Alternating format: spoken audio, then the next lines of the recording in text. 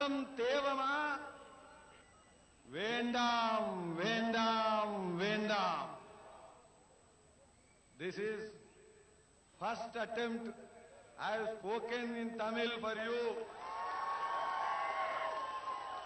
இது முதல் முறையாக தமிழிலே இந்த அளவிற்கு நான் பேசியது இதுவே முதல் முறை. I promise you we have 4 more days.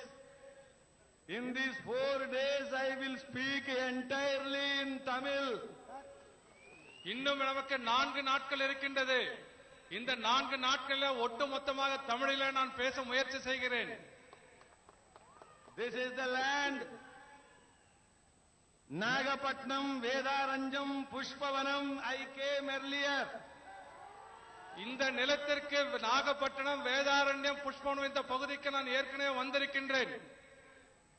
When 2 fishermen were killed by Sri Lankan Navy, 2 தமிழக மீனவர்களை இலங்கை ராணுவப்படை சுட்டுக் கொண்ட பொழுது நான் இங்கே வந்திருக்கின்றேன். myself, Tiruppan Radhakrishnan, Sahodari Sushma Swaraj, we all came to Vedaranjam, Pushpavanam, and we met the fishermen widow whose husband got killed by Sri Lankan Navy when UPA DMK was running Delhi and Tamil Nadu. நான் இங்கு ஏற்கனவே இங்கே புஷ்பவனத்தில் இருக்கக்கூடிய ஒரு மீனவ சகோதரரை சுட்டுக் கொண்ட பொழுது நானும் திரு மரியாதைக்குரிய பொன் ராதாகிருஷ்ணன் அவர்களும் இன்றைக்கு மத்திய வெளியுறவுத்துறை அமைச்சராக இருக்கக்கூடிய சகோதரி சுஷ்மா ஸ்வராஜ் அவர்களும் இங்கே வருகை தந்தோம்.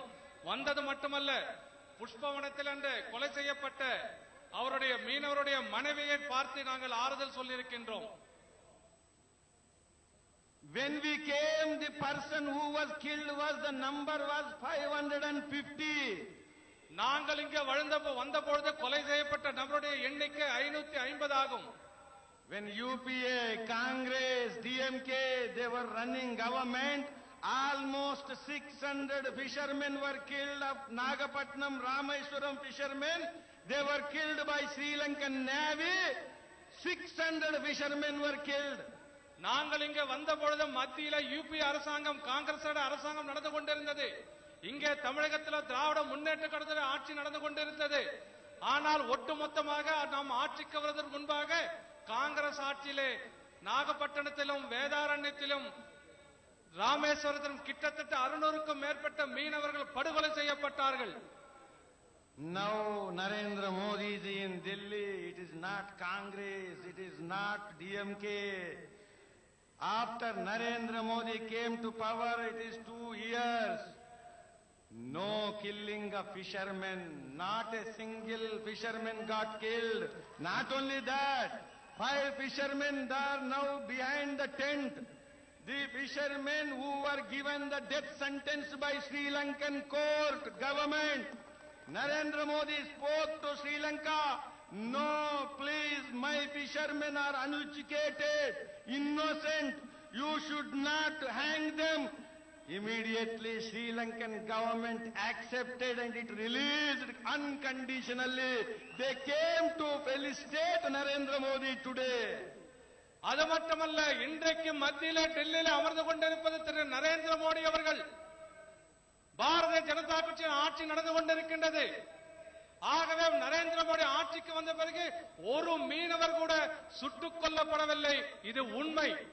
அது மட்டுமல்ல, இலங்கை அரசாங்கத்தால் கைது செய்யப்பட்டு சிறையில் அடைக்கப்பட்டது மட்டுமல்லாமல் தூக்கு தண்டனை விதிக்கப்பட்ட 5 மீனவர்களை நம்முடைய பாரத பிரதமர் நரேந்திர மோடி அவர்கள் இலங்கை அரசாங்கத்துடன் பேசி எங்களுடைய மீனவர்கள் அப்பாவைகள், ஒன்றும் அறியாதவர்கள், தெரியாமல் தவறு செய்தவர்கள், அவர்களை மன்னித்து விடுவிக்க வேண்டும் என்று தூக்கு தண்டனை விதிக்கப்பட்ட கைதிகளை சொன்ன உடனே இலங்கை அரசாங்கம் அடிபணிந்து 5 பேரையும் அனுப்பி வைத்திருக்கிறது. இங்கே மேடைக்கு பின்பாக 5 பேரும் நரேந்திர மோடி அவர்களுக்கு நன்றி சொல்வதற்காக இங்கே மேடைக்கு பின்புறம் அவர்கள் நின்று கொண்டிருக்கிறார்கள். Only 2 years. Within 2 years, we stopped the problem of fishermen getting killed by Sri Lanka. வெறும் 2 ஆண்டுகள் மட்டும்தான் இந்த 2 ஆண்டுகளிலே இலங்கை அரசாங்கமானது, இலங்கை கடற்படையானது தமிழக மீனவர்களை சுட்டுக் கொள்வதை அடியோடு நிறுத்தி இருக்கின்றோம். Narendra Modi, he went to Sri Lanka, first Prime Minister. He went to the Nagapattinam. In the last so many years, no Prime Minister came. First Prime Minister to come to Nagapattinam to tell to the fishermen, I am with you. I am with you. This government is with you. He is coming the same way he went to Sri Lanka. He met the Tamilians in Jaffna. Like a Singham, he went to Sri Lanka and he told, Indian government is in support of Tamilians in Sri Lanka. ஆகவே இப்பொழுது நரேந்திர மோடி அவர்கள் அதன் பிறகு இலங்கைக்கு சென்றிருக்கின்றார். எப்படி நாகப்பட்டினத்திற்கும் இந்த பகுதிக்கும் இதுவரை எந்த வராத ஒரு பிரதம மந்திரி யாருமே வந்ததில்லை. ஆனால் முதல் முறையாக வேதாரண்யத்திற்கு இன்றைக்கு பிரதம மந்திரி வருகிறார். எதற்காக? மீனவர்களாலே உங்களை பாதுகாப்பதற்கு நான் இருக்கிறேன் என்ற விஷயத்தை உங்களுக்கு உறுதியோடு சொல்வதற்காக நரேந்திர மோடி அவர்கள் இங்கே வருகிறார். அதே போல கடந்த ஆண்டு நரேந்திர மோடி அவர்கள் யாழ்ப்பாணத்திற்கு சென்றிருக்கிறார், தமிழர்கள் வாழக்கூடிய பகுதிக்கு. அங்கே சென்றது மட்டுமல்ல, தமிழர்களுக்கு ஆதரவாக நான் இருக்கின்றேன், பயப்படாமல் நீங்கள் வாழலாம் என்று மிகவும் தெளிவாக சொல்லிவிட்டு வந்திருக்கின்றார். Narendra Modi ji had ordered to construct the houses for Tamil brothers who are doing work in the tea plantation in Sri Lanka. Not only that, first immediately when Chennai was in floods, everywhere rain, everywhere water, all houses were submerged, everywhere water, here. Chief Minister could not reach 2,500 kilometers away. Narendra Modi ji immediately landed in Chennai. I am with the people of Chennai. Government of India is with Chennai. This is what Narendra Modi had assured the Chennai people and given 2,000 crores to support their activities. இலங்கை தமிழர்களுக்கு யாரெல்லாம் தேயிலை தோட்டத்தில் யுத்தத்தால் பாதிக்கப்பட்டார்களோ, வேலை செய்கிற கூலி தொழிலாளர்கள் அத்தனை பேருக்கும் வீடு கட்டிக் கொடுப்பேன் என்ற ஒரு உறுதிமொழியை சொல்லி சென்றிருக்கின்றார். அது மட்டுமல்ல, சென்னையில மிகப்பெரியதொரு வெள்ளம் வந்தது. வெள்ளம் வந்த பொழுது தமிழகத்தில் முதலமைச்சரால் கூட சென்று பார்க்கவில்லை. ஆனால் 2500 கிலோமீட்டருக்கு அப்பால் இருக்கின்ற நரேந்திர மோடி தமிழக மக்களுக்கு காப்பாற்றுவதற்கு நான் இருக்கிறேன் என்று அங்கிருந்து விமானத்திலே ஓடோடி வந்து சென்னையில் இறங்கி மக்களை பார்த்து அவருடைய துயரத்தை புரிந்து கொண்டு 2000 கோடி ரூபாய்களை தமிழ்நாட்டிற்கு வெள்ள நிவாரணமாக கொடுத்து சென்றிருக்கின்றார். I am asking you, my brothers and sisters, Narendra Modi ji coming from 2,000 kilometers away from Delhi to here to meet you, to appeal you, to ask your votes. I am asking leader Purachi Talaivi or Kalaignar, have they come to Nagapattinam and to villages to ask your vote? I am asking, who is available leader for you? நண்பர்களே, நான் ஒரு விஷயத்தை கேட்க ஆசைப்படுகின்றேன். 2000 கிலோமீட்டருக்கு அந்த பக்கம் இருக்கக்கூடிய நரேந்திர மோடி அவர்கள் வேதாரண்யத்திற்கு வந்து பாரதிய ஜனதா கட்சிக்கு வாக்களிக்க வேண்டும் என்று கேட்பதற்காக வருகை தர இருக்கிறார். ஆனால் இங்கே இருக்கின்ற புரட்சி தலைவி அவர்களோ, கலைஞர் கருணாநிதி அவர்களோ உங்களை பார்த்து வாக்குகள் கேட்பதற்கு இந்த மாவட்டத்திற்கு வருகை தந்திருக்கிறார்களா? பதில் சொல்லுங்கள். We have a prime minister who is ready to come to meet the people. We have a prime minister who is ready to talk to Sri Lankan government to save the fishermen. We have a prime minister who is ready to save the farmers. We have a prime minister who is ready to lead from the front.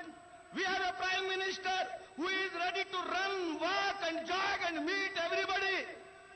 We don't have leaders in Tamil Nadu. They want our votes, but they don't want to run, they don't want to walk.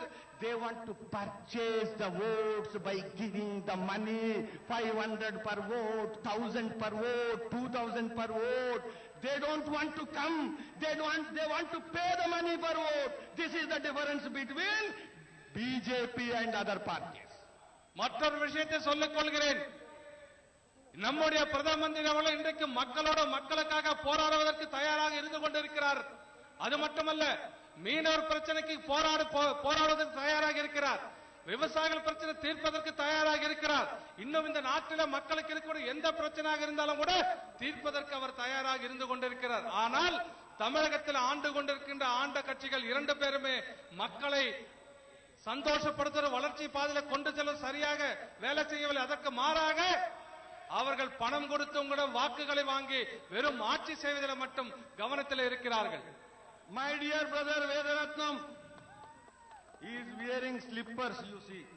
என்னுடைய சகோதரர் வேதரத்னம் அவர்கள் காலையில் அவர் சாதாரண செருப்பை அணிந்து கொண்டிருக்கிறார். He cannot purchase votes by giving 500 per vote. He cannot purchase. அவரால் ஒரு ஓட்டுக்கு 500 ரூபாய் கொடுத்து ஓட்டை விலைக்கு வாங்க முடியாது. He can run, he can walk, he can serve like Narendra Modi, but he cannot purchase the votes. He does not have the money. He has not committed udal. Sand mafia is not a sand contractor. He is not an alcohol contractor. He is not a mining contractor. Who can save him? Voters only can save him. ஆகவே திரு வேதரத்னம் அவர்கள் எப்படி நரேந்திர மோடி மக்களோடு நடந்து செல்கிறாரோ, மக்களுக்காக உழைக்கிறாரோ, அதே போல என்னால் சொல்ல முடியும். அவரும் உங்களுக்காக ஓடுவார், உழைப்பார், போராடுவார், பெற்றுத் தருவார். இதை மட்டுமே எங்களால் சொல்ல முடியும். அவர் என்ன மணல் கொள்ளை அடித்தாரா, இல்ல வேற ஏதாவது சாராய அதிபதியாக இருக்கிறார், சாராய தொழில் செய்து கொண்டிருக்கிறாரா? எதுவுமே இல்லை. உங்களை போன்ற ஒரு சாதாரண ஏழை எளிய குடும்பத்தைச் சேர்ந்தவர் தான் திரு வேதரத்னம் அவர்கள். You know, many people when I was coming, they were talking, Sir, Vedaratnam is a good man. Vedaratnam is simple man. Vedaratnam doesn't have money. Vedaratnam did not make money. But, sir, we are worried. He will win otherwise. But now 3 days are there. Dangerous 3 days are there. Police is not with him. Collector is not with him. Administration is against him. And everybody is distributing money. How he will win, we don't know, sir. Everybody was saying. நான் இங்க வந்த பொழுது என்னிடம் ஒரு சில அன்பர்கள் இங்க பேசினார்கள். பேசுகின்ற பொழுது ஒரு விஷயத்தை சொன்னார்கள். சார், வேதரத்னம் பணம் இல்லை. வேதரத்னத்தை நினைத்தால் எங்களுக்கு கவலையாக இருக்கிறது. அவர் வெற்றி பெற வேண்டும். இங்கே மாவட்ட நிர்வாகம் ஒட்டுமொத்தமாக ஒரு எதிராக இருந்து கொண்டிருக்கிறது. காவல்துறை எதிராக இருந்து கொண்டிருக்கிறது. மாவட்ட ஆட்சித்துறை எதிராக இருந்து கொண்டிருக்கிறது.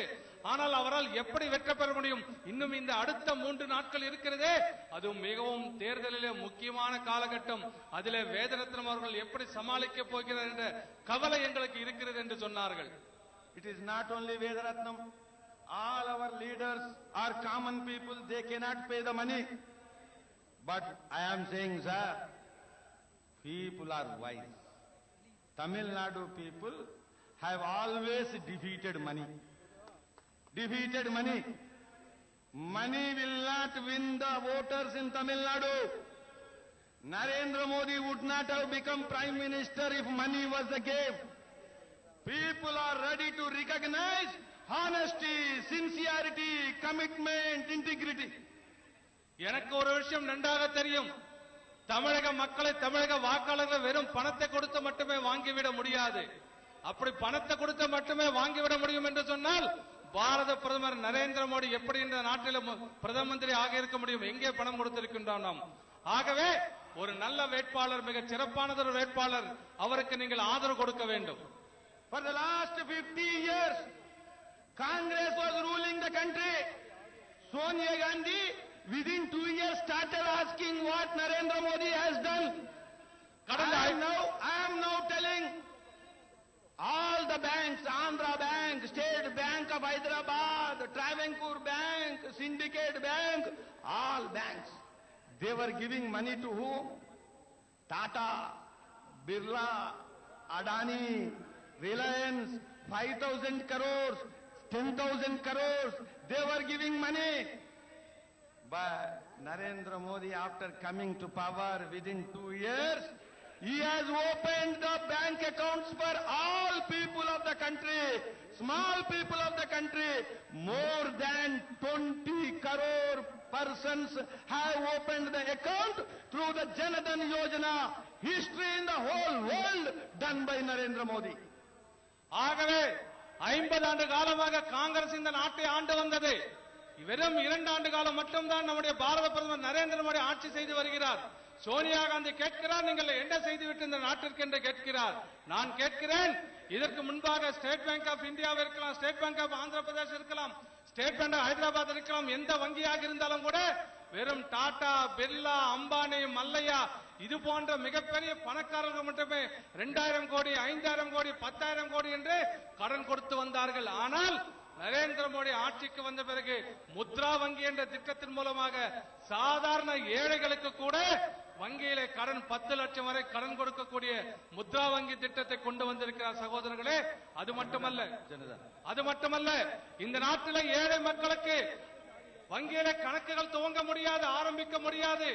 ஆக ஒரு பைசா செலவில்லாமல் வங்கியிலே கணக்கு ஆரம்பிக்கலாம் என்ற திட்டத்தை, ஜன்தன் யோஜனா என்ற திட்டத்தை நம்முடைய பாரத பிரதமர் கொண்டு வந்த உடனே கிட்டத்தட்ட 20 கோடிக்கும் அதிகமான மக்கள் இன்றைக்கு அந்த ஜன்தன் திட்டத்திலே இணைந்திருக்கிறார்கள். அந்த திட்டத்திலே தாங்கள் பங்கெடுத்து வங்கி கணக்கினை துவங்கி இருக்கிறார்கள். Government of India under Narendra Modi ji is have opened the bank for small people, vegetable vendors, fruit vendors, flower vendors, and other small people who were taking 5,000 rupees, 10,000 rupees, 50,000 rupees. There was no bank for them. Today Narendra Modi ji has provided bank for poor people, which is called as Mudra Bank.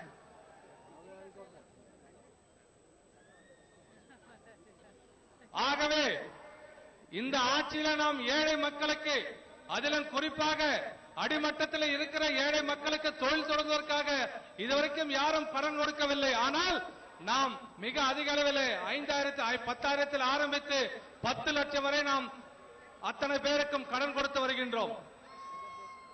Now all over the state there is no drinking water in villages. ஒட்டுமொத்த மாநிலத்தில் குடிப்பதற்கு தண்ணீர் இல்லை. There is no drink.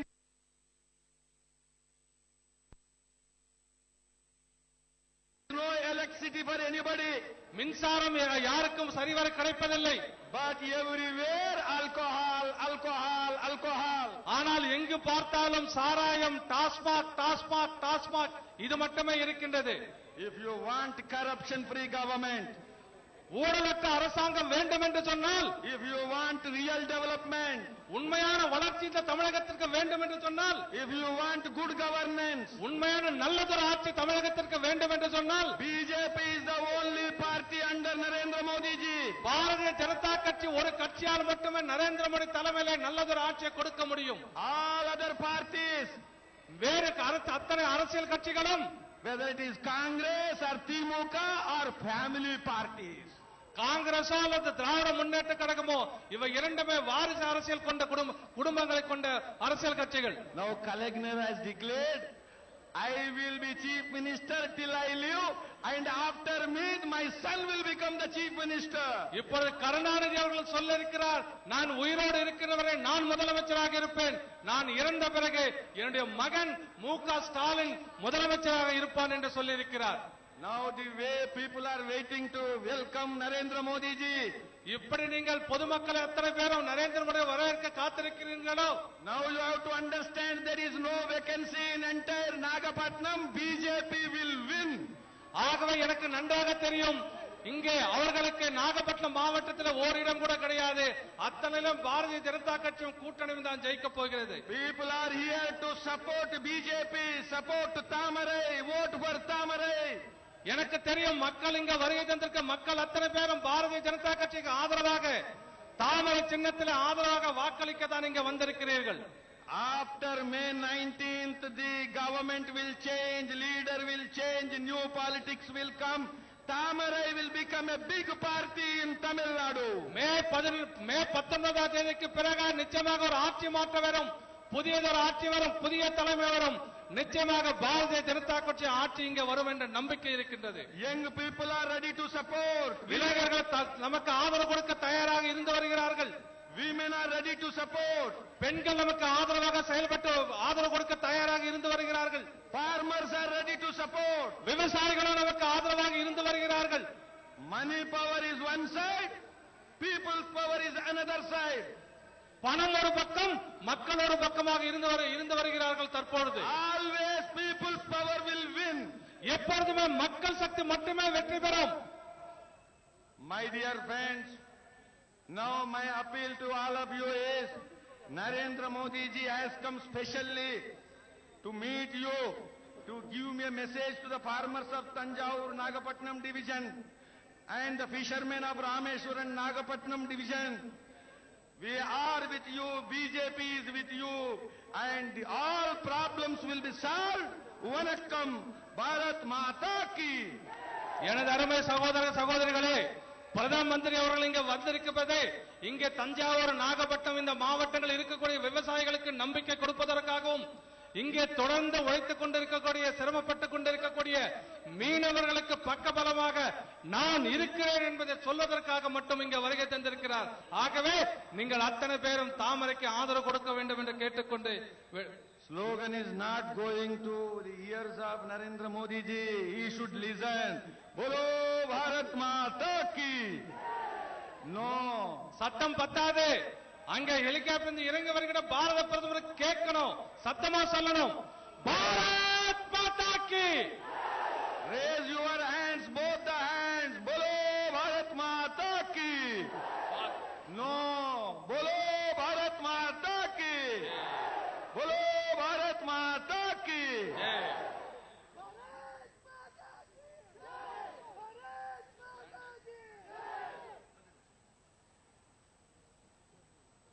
This slogan you are giving, Bharatiya Janata Party is the only party in the remote areas also, in every public meeting, common persons are chanting Bharat Mata ki Jai. But other political parties, they only chant the Jai of their leaders, Jai of their leaders. Amma, Appa, Amma, Appa. Bharatiya Janata கட்சி ஒரு அரசியல் கட்சியில் மட்டும்தான் இங்கே வந்திருக்கிற மிக சாதாரண கிராமத்தில் இருக்கக்கூடிய மனிதர்கள் கூட பாரத் மாதா கி ஜெய் என்று சொல்லுவார். பாரத அன்னையை நாம் வணங்குகிறோம் என்று சொல்லுகிறோம். ஆனால் வேறு அரசியல் கட்சியில் இருக்கிறவர்கள் எல்லாம் ஒரு தனிநபருக்கு ஜெய் சொல்லுவார்கள். அம்மாவுக்கு ஜெய், ஐயாவுக்கு ஜெய், அண்ணனுக்கு ஜெய், இப்படிதான் ஜெய் சொல்லி அத்தனை பேருக்கும் பழக்கம். Many people are saying, Congress party is also saying, everybody is saying, BJP is the small party in Tamil Nadu. We are very big parties in Tamil Nadu. ஒரு சில அரசியல் கட்சிகள், அதிலும் குறிப்பாக தமிழகத்தில் இருக்கிற காங்கிரஸ் கட்சி கூட சொல்லுகிறது, தமிழகத்தில் பிஜேபி ரொம்ப சின்ன கட்சி, நாங்கெல்லாம் தான் பெரிய கட்சின்னு சொல்லுது. Sir, Narendra Modi ji was also small 30 years back. He was selling the tea. நண்பர்களே, நரேந்திர மோடியோட சாதாரண மனுஷன் தான். 30 வருஷத்துக்கு முன்னாடி வெறும் டீ தான் வித்துட்டு இருந்தாரு. 10 years back he was only chief minister of Gujarat. 10 ஆண்டுகளுக்கு முன்பாக வெறும் குஜராத்துடைய மாநில முதலமைச்சராகத்தான் இருந்தார். Now he is prime minister of India, leader of 125 crore. ஆனால் இப்பொழுது இந்திய திருநாட்டின், பாரத நாட்டினுடைய மிகப்பெரிய பொறுப்பான பிரதம மந்திரி பொறுப்பில் இருக்கிறார். அது மட்டுமல்ல, 125 கோடி மக்களுக்கும் தலைவனாக இருந்து கொண்டிருக்கிறார். Who made Narendra Modi big? Who made BJP big? Narendra Modi அவர்கள் யார் பெரிதாக செய்தார்கள்? பாரதிய ஜனதா கட்சி இந்த அளவுக்கு யார் பெரிதாக வளர்த்தார்கள்? People, voters, they make BJP big. When they support BJP becomes weak. When they do not support Congress becomes small. மக்கள், பொதுமக்கள், வாக்காளர்கள் நீங்கள் தான். நீங்கள் மனதை வைத்து வாக்களித்தால் சாதாரண ஆளு கூட, சாதாரண கட்சி கூட மிகப்பெரிய இலக்கு பிஜேபி போல, நரேந்திர மோடியை போல செல்ல முடியும். ஆனால் மக்கள் வாக்களிக்க மறுத்துவிட்டால் காங்கிரஸ் கட்சியை போல வீட்டிற்கு போக வேண்டியிருக்கும். बोलो भारत माता की बोलो भारत माता की जय. बोलो भारत माता की वंदे मातरम, वंदे मातरम, वंदे मातरम. वंदे.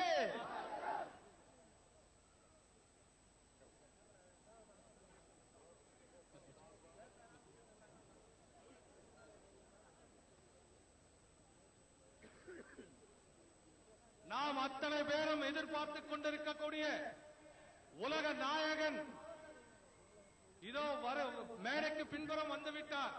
இன்னும் ஓரிரு நிமிடங்களே நமக்கு மத்தியிலே வர இருக்கின்றார். அவர் வருகின்ற பொழுது நீங்கள் சொல்லுகின்ற கோஷம் சென்னைக்கு மட்டுமல்ல டெல்லிக்கும் கேட்க வேண்டும். அத்தனை பேரும் தயாராக உங்கள் கோஷங்களை சொல்வதற்கு நீங்கள் தயாராக இருக்க வேண்டும். இரண்டு கைகளும் உயர்த்தி சொல்ல வேண்டும்.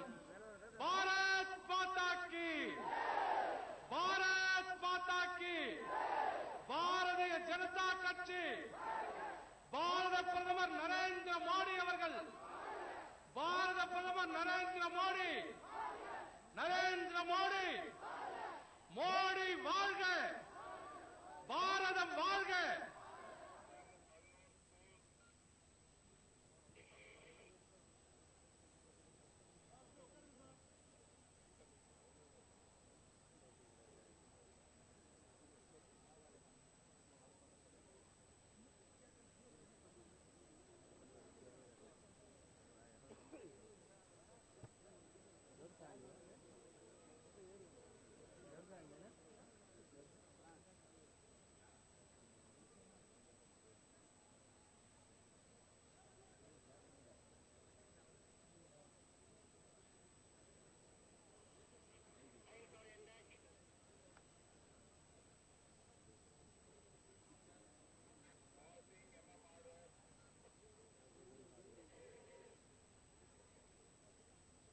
செல்லுகின்ற நாடுகள் எல்லாம், அது அமெரிக்கா சென்றாலும், இங்கிலாந்து சென்றாலும், ஜெர்மனி போனாலும், ஜப்பான் போனாலும், சைனா போனாலும், சிங்கப்பூர் போனாலும், இலங்கை போனாலும், பாகிஸ்தான் போனாலும், ஆப்கானிஸ்தான் போனாலும், ஈரான் போனாலும், அரேபியா போனாலும், எந்தெந்த பகுதிக்கும் சென்றாலும் கூட நரேந்திர மோடியோட பார்த்த பிறகு ஆஸ்திரேலியாக்காரன், அமெரிக்காக்காரன், ஜப்பான்காரன், சைனாக்காரன், நேபாள்காரன், பூட்டான்காரன் அத்தனை பேரும் கேட்பது, இப்பேற்பட்ட உத்தம தலைவன் எங்கள் நாட்டிற்கு கிடைக்க மாட்டானா?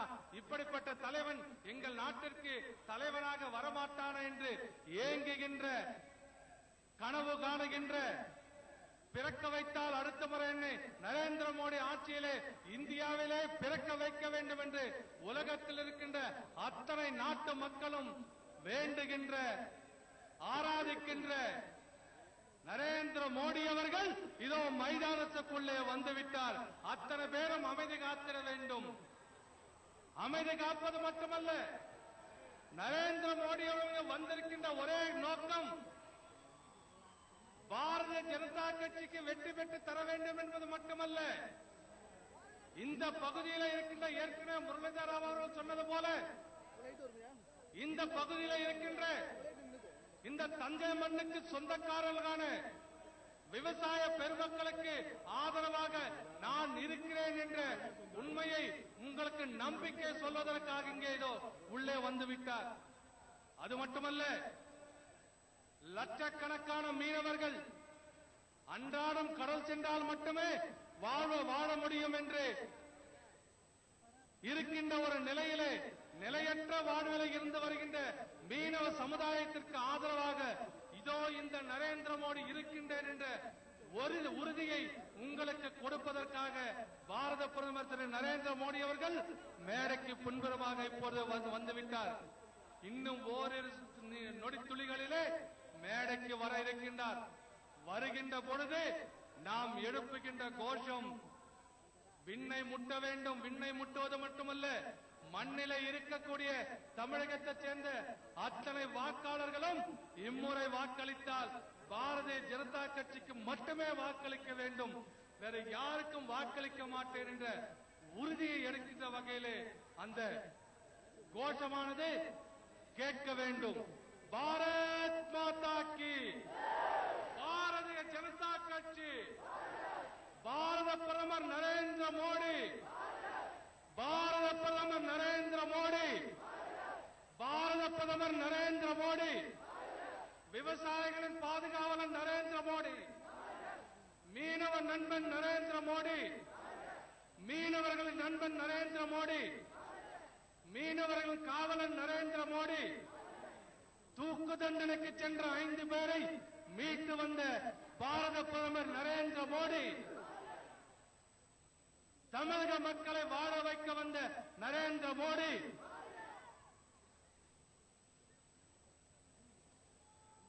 பாரத் மாதா கி இதோ வந்துவிட்டார் நம்முடைய மீனவ பங்காளி மீனவ பங்காளன் நரேந்திர மோடி அவர்கள் இதோ வருகை தந்து விட்டார்.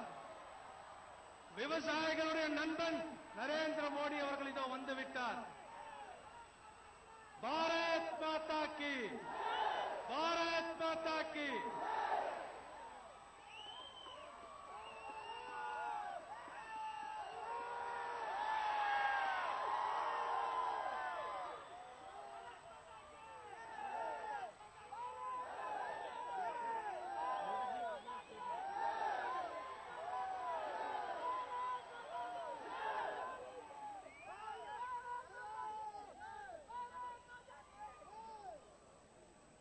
அடுத்ததாக வேதாரண்யம் சட்டமன்ற வருங்கால உறுப்பினர் இன்றைய வேட்பாளர் அருமைக்கும் பெருமைக்குரிய மரியாதைக்குரிய அண்ணன் திரு எஸ்.கே. வேதரத்னம் அவர்களை வரவேற்பை நிகழ்த்துமாறு கேட்டுக் கொள்கிறேன்.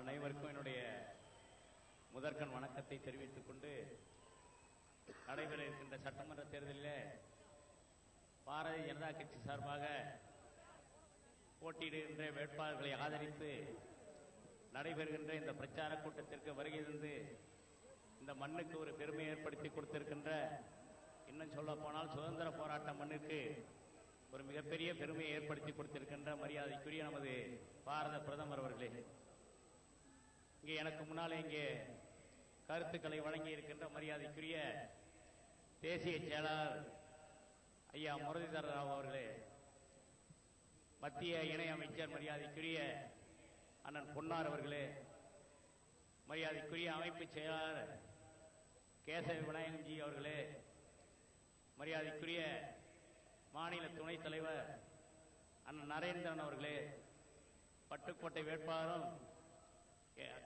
மாநில துணைத் தலைவருமான மரியாதைக்குரிய அண்ணன் கருப்பு முருகானந்தம் அவர்களே, மற்றும் இந்த நிகழ்ச்சியிலே கலந்து கொண்டிருக்கின்ற மாவட்ட தலைவர் மரியாதைக்குரிய சகோதரர் வெங்கடேசன் அவர்களே, முன்னாள் மாவட்ட தலைவர்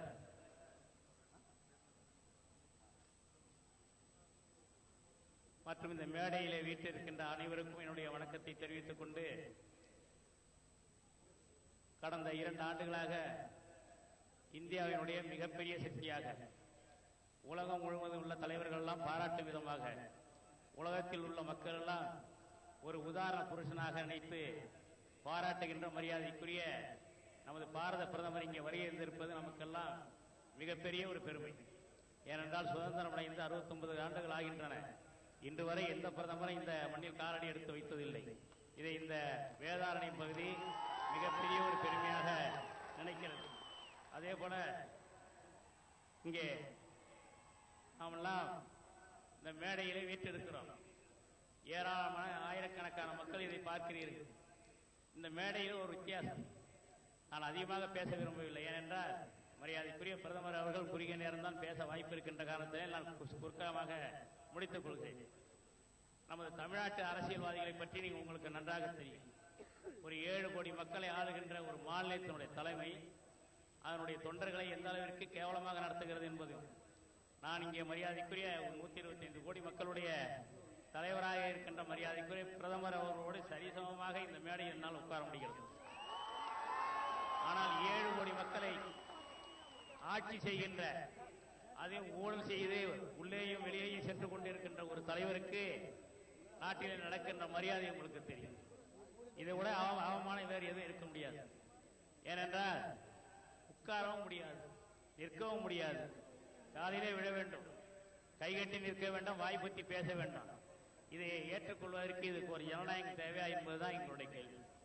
ஆக சுதந்திரமாக சிந்திக்கக்கூடிய ஒரு சுயமரியாதை உள்ள மேடை இந்த மேடை. இது ஒரு கௌரவமான மேடை.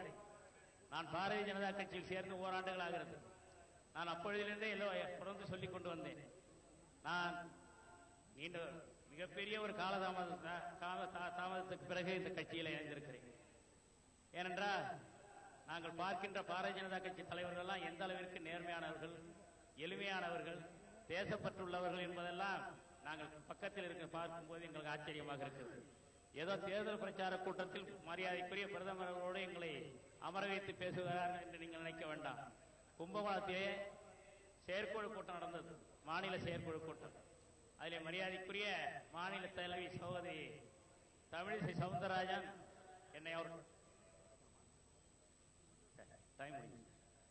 என்னை அந்த கூட்டத்திலே மேடையிலே அவருக்கு அருகிலே அமர வைத்து அழகு பார்த்தார்.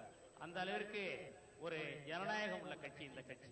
அந்த வகையில் நமது மரியாதைக்குரிய பிரதமர் அவர்கள் வந்திருக்கிறார்கள். மிகப்பெரிய எதிர்பார்ப்போடு வேதாரண்ய மக்கள் இருக்கிறார்கள். ஏனென்றால் குஜராத்திலே ஏற்பட்டிருக்கின்ற வளர்ச்சி இங்கே தமிழ்நாட்டில் ஏற்பட வேண்டும், வேதாரண்யத்தில் ஏற்பட வேண்டும். அதற்கு சில கோரிக்கைகள் நாங்கள் முன்வைக்க தயாராக இருக்கிறேன். அந்த வகையிலே தடைபட்டு நிற்கின்ற அகசியம்பள்ளி, திருத்தணிப்பூண்டி, திருவாரூர் ரயில் சேவையை உடனடியாக துவங்கி அதை விரைவுபடுத்தி பயன்பாட்டுக்கு கொண்டு வர வேண்டும். அடுத்தது மீன மக்களின் நீண்டகால கோரிக்கையான வெள்ளப்பள்ளத்தில் ஒரு மீன்பிடி துறைமுகம், அதே போல ஆறுகாட்டுத்துறையில் ஒரு மீன்பிடி துறைமுகம், நாகப்பட்டினம், செருதூர், விழுந்தமோடி, வேட்டைக்காரன் இருப்பு, கோவில்பத்து, வானமாதேவி, வெள்ளப்பள்ளம். ஆமா, இதுக்கு அந்த முத்துப்பேட்டை வரை நமது மரியாதைக்குரிய அண்ணன் கருப்பு அவர்களுடைய வீடு வரை செல்கின்ற அந்த சாலையை மேம்படுத்த வேண்டும். வேதாரண்யம் கால்வாயை ஆழப்படுத்தி அகலப்படுத்தி தூர்வாரி உப்பை மூலப்பொருளாக கொண்டு ஒரு தொழிற்சாலை துவங்க வேண்டும். மற்றும் பல்வேறு கோரிக்கைகள் இருக்கின்றன. கால நேரம் கருதி அந்த கோரிக்கைகளை மரியாதைக்குரிய பிரதமர் அவர்களிடம் நேரிலே கொடுத்து, ஏனென்றால் இனிமே அருகில் இருந்து பார்க்கக்கூடிய வாய்ப்பும் இருக்கிறது. அந்த வகையிலே இந்த மிகப்பெரிய வாய்ப்பை அளித்த உங்களுக்கெல்லாம் நன்றியை தெரிவித்து, இந்த வேட்பாளர்கள் அனைவருக்கும் பாரதிய ஜனதா கட்சிக்கு தாமரை சின்னத்திலே முத்திரையிட்டு வெற்றி பெற செய்ய வேண்டும் என்று கேட்டு விடைபெறுகிறேன். நன்றி, வணக்கம். அடுத்ததாக நம்முடைய மத்திய இணையமைச்சர் அருமைக்கும் பெருமைக்குரிய திரு பொன் ராதாகிருஷ்ணன் அவர்கள் நம்முடைய 2 மாவட்டத்திலே வேட்பாளர்களை தற்பொழுது அறிமுகப்படுத்தி வைப்பார். வருகின்ற சட்டமன்ற தேர்தலிலே வேதாரண்யம் சட்டமன்ற தொகுதியினுடைய வேட்பாளராக போட்டியிட்டுக் கொண்டிருக்கின்ற அன்பிற்குரிய எஸ்.கே. வேதரத்னம் அவர்கள் உங்கள் மத்தியிலே வருகை தருகின்றார்கள். தஞ்சை மாவட்டம் பட்டுக்கோட்டை சட்டமன்றத்தினுடைய வேட்பாளர் மரியாதைக்குரிய கருப்பு முருகானந்தம் உங்கள் மத்தியிலே வருகின்றார். நாகை மாவட்டம் நாகப்பட்டினம் வேட்பாளர் மரியாதைக்குரிய நேதாஜி அவர்கள் வருகை தருகின்றார். சீர்காழி வேட்பாளர் எம்.ஆர்.எஸ். இளவழகன் அவர்கள் வருகை தருகின்றார்கள்.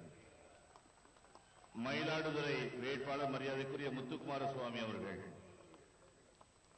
கீழ்வேலூர் வேட்பாளர் மரியாதைக்குரிய எஸ். குமார் அவர்கள். மன்னார்குடி வேட்பாளர் மரியாதைக்குரிய பேட்டை சிவா அவர்கள். மரியாதைக்குரிய திருவாரூர் சட்டமன்றத்தினுடைய வேட்பாளர் என் ரங்கதாஸ் அவர்கள். திருத்துறைப்பூண்டி வேட்பாளர் மரியாதைக்குரிய ஆர். உதயகுமார் அவர்கள்.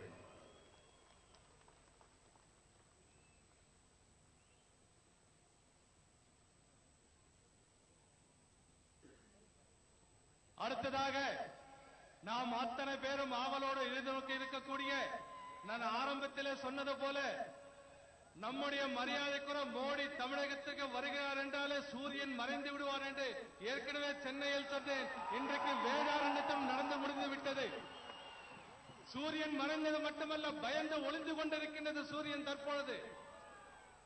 எப்படி இதிகாசத்திலே ராமர் இங்கு வந்து சென்றாரோ வேதாரண்யத்திற்கு, எப்படி தண்டி யாத்திரை போது வேதாரண்யத்தில் உப்பு யாத்திரை நடந்ததோ, அதே போல வருங்கால சரித்திரத்திலே பாரத பிரதமர் நரேந்திர மோடி அவர்கள் வேதாரண்யத்திற்கு வந்து பாரதிய ஜனதா கட்சியை வெற்றி பெற்ற செய்தார் என்ற சரித்திரத்தில் எழுதக்கூடிய நிகழ்விற்கு வருகை தந்திருக்கக்கூடிய பாரத பிரதமர் மரியாதைக்குரிய உலக நாயகன் திரு நரேந்திர மோடி அவர்களை பேசுமாறு அழைக்கிறேன். அதை நம்முடைய ராமநாதபுரம் மாவட்ட தலைவர் திரு முரளிதரன் அவர்கள் மொழிபெயர்க்குமாறு கேட்டுக் கொள்கிறேன்.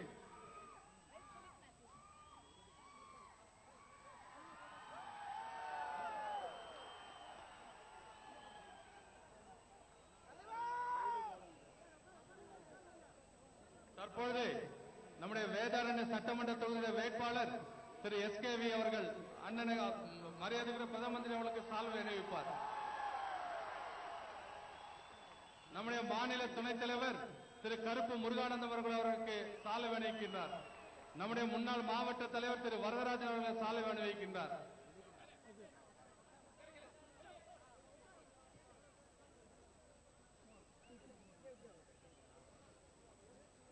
வணக்கம்.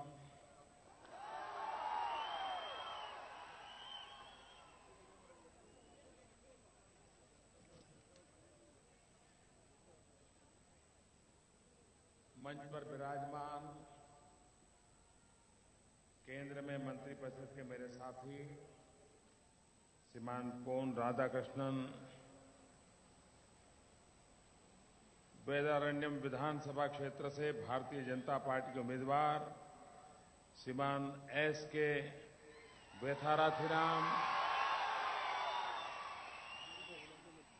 प्रदेश के उपाध्यक्ष श्रीमान कुरुप्पू मुरुंगनाथन, श्री मुरलीधर राव, मंच पर विराजमान सभी वरिष्ठ महानुभाव और विशाल संख्या में पधारे हुए मेरे प्यारे भाइयों और बहनों, एनाथु इनिया तमिलगा मकल्ले सकोथरा सकोथरी कले वणक्कम।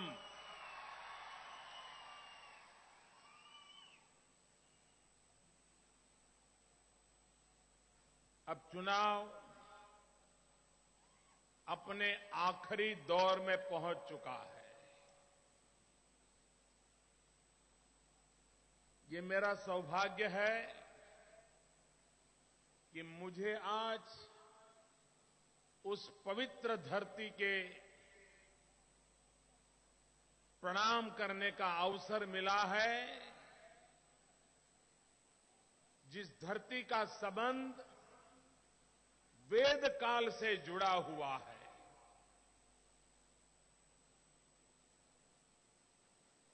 தேர்தல் நெருங்கிக் கொண்டிருக்கிறது. தேர்தலின் இறுதிக்கட்டம் நெருங்கிக் கொண்டிருக்கிறது. நான் உண்மையிலேயே பாக்கியம் பெற்றவன். இந்த புண்ணிய பூமி தரிசனம் செய்வதற்காக நான் இங்கே வந்திருக்கிறேன். இது வேத காலம் தொட்டு மிகவும் புண்ணியம் பெற்றது. और ये वो धरती है जहां कभी नमक का सत्याग्रह हुआ था। गुजरात की धरती पर 1930 में जब महात्मा गांधी आजादी के आंदोलन के लिए दांडी यात्रा निकल करके चले थे, उसी समय इस धरती के मेरे मछुआरा भाइयों बहनों के नेतृत्व में, राजगोपालाचारी जी के नेतृत्व में नमक का सत्याग्रह करके अंग्रेजों के खिलाफ एक लड़ाई लड़ने का काम यहां के लोगों ने किया था। பெரியவர்களே, குஜராத்திலே தண்டியிலே மகாத்மா காந்தி அவர்களுடைய தலைமையிலே உப்பு சத்தியாகிரகம் நடைபெற்றது. அதே போன்று இங்கு வேதாரண்யத்திலும் கூட ராஜகோபாலாச்சாரி அவர்களுடைய தலைமையிலே உப்பு சத்தியாகிரகம் நடைபெற்றது. मुझे यहां के लोग बता रहे थे कि देश की आजादी को 70 साल होंगे, लेकिन मैं पहला प्रधानमंत्री हूं जो इस जिले में आया हूं। நான் இங்க வந்தவங்கள போது ஒன்று சொன்னாங்க, தேசம் விடுதலை பெற்று 70 வருஷம் ஆச்சு. ஆனா இங்கு வந்திருக்கக்கூடிய முதல் பிரதம மந்திரி நான் தான் என்று நான் உங்கள் மூலம் அறிந்தேன். मैं आप सबका बहुत आभारी हूं कि इतनी बड़ी तादाद में आप मुझे आशीर्वाद देने के लिए आए हैं। भारतीय जनता पार्टी के उम्मीदवारों को आशीर्वाद देने के लिए आए हैं और इसके लिए मैं आपका बहुत बहुत आभारी हूं। நான் உங்கள் அனைவருக்குமே மிகவும் நன்றி கடன் பட்டவன். இங்கே இருக்கக்கூடிய மக்களுடைய உற்சாகத்தை பார்த்து நீங்கள் அத்தனை பேரும் எனக்கும் பாரதிய ஜனதா கட்சி சட்டமன்ற வேட்பாளர்களாக போட்டியிடக்கூடிய அனைத்து உறுப்பினர்களுக்கும் ஆசீர்வாதம் செய்வதற்காக இங்கே வந்திருக்கிறேன் என்ற மகிழ்ச்சியை நினைக்கும் பொழுது நான் உங்களுக்கு மிகவும் நன்றியுடையவனாக இருக்கிறேன். ये दृश्य इस बात का गवाह है कि तमिलनाडु की जनता ने अब ये जो दो लोग बारी बारी से सत्ता में आते हैं, कभी इनकी सरकार कभी उनकी सरकार, कभी इनकी सरकार कभी उनकी सरकार, ये दो ही दल तमिलनाडु को अपने कब्जे में लेकर के बैठे हैं. तमिलनाडु से मुक्ति चाहता है. ये दृश्य इस बात का साक्षी कहता है. தமிழ்நாடு மக்கள் தொடர்ந்து தேர்தலை சந்தித்துக் கொண்டிருக்கிறோம். மாற்றி மாற்றி இந்த சைடு அதிமுக, இந்த சைடு திமுக, இந்த ரெண்டு கட்சிக்கு நடுவுல மக்கள் மாத்தி மாத்தி ஓட்டு போட்டுக் கொண்டிருக்கிறார்கள். இந்த இரண்டு கழகங்களிலிருந்து மக்களுக்கு விடுதலை வாங்கி கொடுப்பதற்காக நான் இங்கே வந்திருக்கிறேன். आप देख लीजिए, हिंदुस्तान में जहां जहां पर भारतीय जनता पार्टी को सरकार चलाने का मौका मिला है, वे सभी राज्य एक ही काम पर ध्यान लगाते हैं और वो काम है विकास. वो काम है किसानों का भला करना, वो काम है नौजवानों को रोजगार देना, वो काम है शिक्षा में सुधार करना, वो काम है अच्छे रास्ते बनाना, अच्छे अस्पताल बनाना, अच्छे स्कूल बनाना. பாரதம் முழுதும் பாரதிய ஜனதா கட்சியுடைய அரசுகள் இருந்து கொண்டிருக்கிறது. அவர்களுக்கு ஒரே மந்திரம், ஒரே எண்ணம், வளர்ச்சி ஒன்று மட்டும்தான். அவர்கள் விவசாயத்திற்கு வளர்ச்சி செய்ய வேண்டும், இளைஞர்களுக்கு வேலை வாய்ப்பு ஏற்படுத்தி தர வேண்டும், நல்ல சாலை அமைத்து தர வேண்டும், நல்ல மருத்துவமனை அமைத்து தர வேண்டும் என்ற ஒரே எண்ணத்துடன் செயல்பட்டுக் கொண்டிருக்கிறது பாரதிய ஜனதா கட்சி தலைமையிலான அரசுகள். मैं आपसे एक सवाल पूछ रहा हूं, आप जवाब देंगे? நான் உங்கள்கிட்ட ஒரு கேள்வி கேட்க விரும்புறேன், நீங்க பதில் சொல்லுவீங்களா? जवाब देंगे क्या? சொல்லுவீங்களா? जरा जोर से बताइए ना, जवाब देंगे क्या? சத்தமா சொல்லுங்க, பதில் சொல்லுவான்னு சொல்லிட்டு. आप मुझे बताइए, क्या आपको अपने घरों में, स्कूल में, दुकान में, अस्पताल में 24 घंटे बिजली मिलती है क्या? நீங்க சொல்லுங்க, உங்களுடைய வீடு, உங்களுடைய கடை, உங்களுடைய மருத்துவமனை, உங்களுடைய கல்விக்கூடம் எதுலயாவது 24 மணி நேரம் மின்சாரம் வருதா? नहीं. भाजपा की जहां सरकारें हैं वहां 24 घंटे बिजली मिलती है, यहां पर नहीं मिलती है. பாரதிய ஜனதா கட்சி ஆளக்கூடிய மாநிலங்களில் 24 மணி நேரமும் மின்சாரம் வந்து கொண்டிருக்கிறது. ஆனா இங்கு கிடையாது. आपको पीने का शुद्ध पानी मिलता है क्या? உங்களுக்கு சுத்தமான குடிநீர் தண்ணீர் தொடர்ந்து கிடைக்கிறதா? नहीं. नहीं मिलता है ना? जरा बहनें बताएं, आपको पीने का शुद्ध पानी मिलता है? அம்மா நீங்களே சொல்லுங்க, நல்ல சுத்தமான குடிநீர் கிடைக்குதா உங்களுக்கு? नहीं. आजादी के इतने सालों के बाद पीने का शुद्ध पानी मिलना चाहिए कि नहीं मिलना चाहिए?